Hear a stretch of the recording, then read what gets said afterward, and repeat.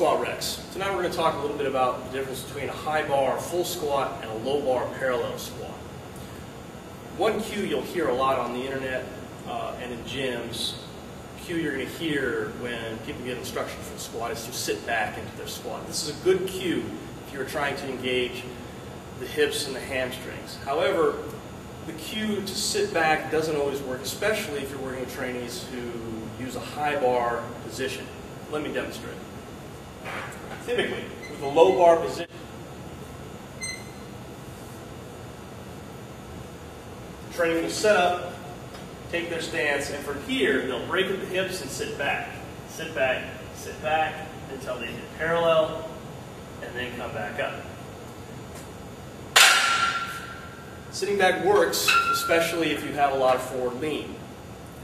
If you have a lot of forward lean, however, you want to have a low bar position. If you have a high bar position with a lot of forward lean, you're putting a lot of undue stress on your lower back. Let me demonstrate a high bar position, squat. This is low bar position again. This is high bar position. Okay, high bar position here. Now, if I sit back here, I'm putting a lot of more stress on my lower back.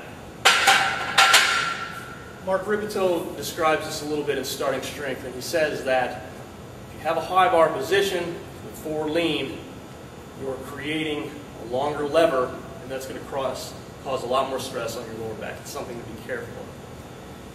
So if you squat high bar position, you are going to maintain a much more upright position, and your hips are not going to travel as far back to compensate. So,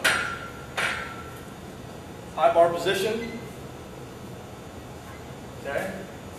Instead of the hips traveling back, notice my hips are going to travel much more straight up and down.